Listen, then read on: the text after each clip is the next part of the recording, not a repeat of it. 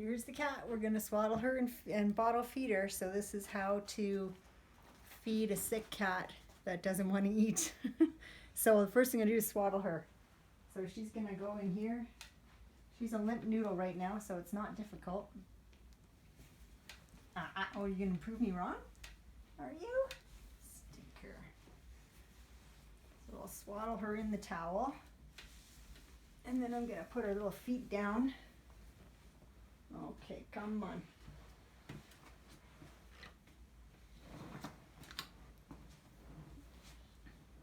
I'm gonna reach in and put her feet down. So she'll just relax. There we go. And then tighten this one up a little bit more again. You're just on the major lean, aren't you? Okay, let's get all our stuff. I got it's not formula, it's food, but I got it warming there. And I've also got a little bit of a crushed up pill that is for gastritis, because she has no food in her stomach, so all the stomach acid is building up and causing her some distress.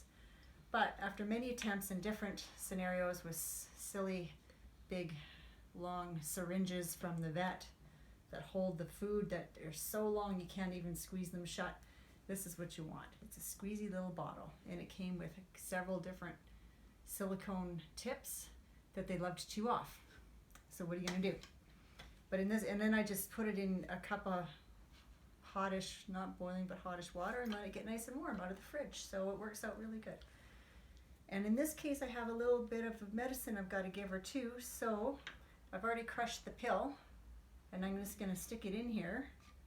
But what I need to do first is put a tiny bit on the spoon to put on top of the pill, so that she doesn't get a shot of bitter,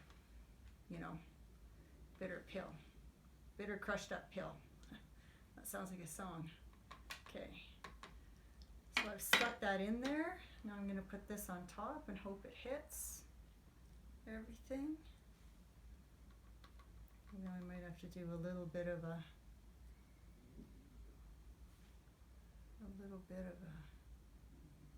shake, I think. Yeah, unfortunately. It was easier when it was full, but this one isn't full, so I'm going to do a tiny bit of a stir. Because I don't want it to go all the way down. I really want it to just be on top, just in case she doesn't eat it all, because this is actually a little bit extra than what she normally, for right now, she's pretty much taking half of one of these bottles. So, there's that. Alright, you. And I got a cloth here, because she's going to spit it all over the place. It's going to get a little messy, most likely. And this is what's worked the best, because she can't be laying down, right? Because they're going to start choking. And we just got to keep giving them a small amount at a time so that they don't feel like they're choking and want out. Because the big risk is inadvertently creating food aversion, which is a thing.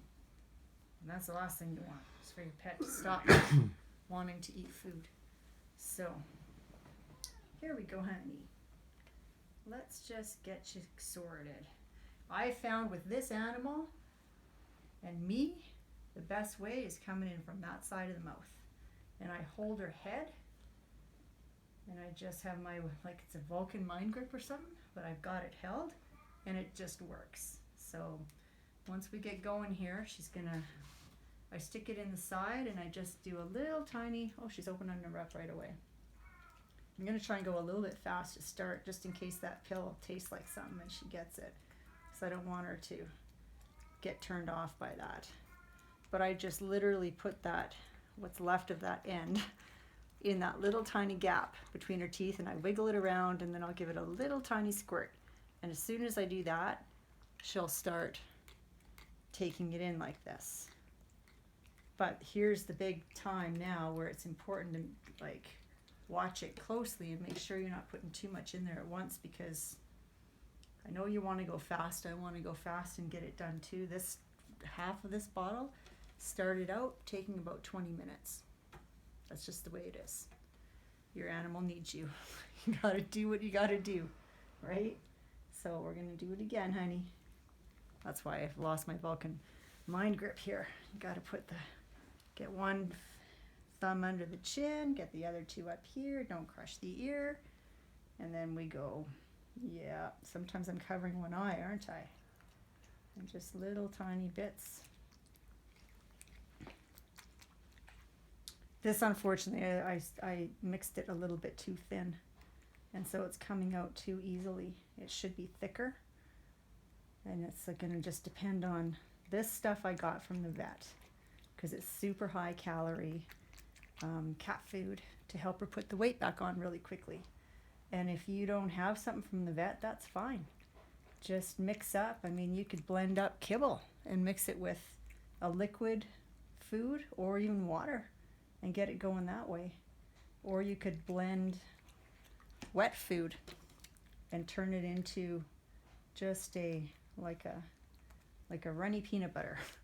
That's what it looks like, and that's probably about the consistency too, so that it's easy for them to swallow, because I started out too thick, and what I found was it was too thick, like for her, it wouldn't go down, it wouldn't swallow. You'll find the right consistency that'll work for you. But anyway, this is now, this cat, after not eating for about 6 days, was on a feeding tube in the vet that went up her nose. That was not nice. So whatever you think and whatever you hear people say, oh, force feeding the animal is stressful on the animal. You know what's stressful on the animal? Having a feeding tube up the nose and an IV in their hand while they're living in a little cage in the pet hospital. That's not a good solution either. We do what we have to do. Of course, this is not ideal. We would prefer that they would eat on their own, but they're not. So what are you going to do? You're going to feed them in the most friendly, nicest, wonderful way you possibly can, while praising them incredibly. And I haven't told you, you're such a good girl, Dusty Rose. Let's go. Good girl, honey. That's right. Yum, yum, yum. And just be careful you don't overdo it, because if you accidentally almost choke them a couple times, they probably won't want you to do this very often. So, and that's pretty much it. That's how it's done. And then when she starts eating herself by herself again and starts taking the food again, then I can stop doing this 3 or 4 times a day. So that's how you feed a sick cat who doesn't want to eat.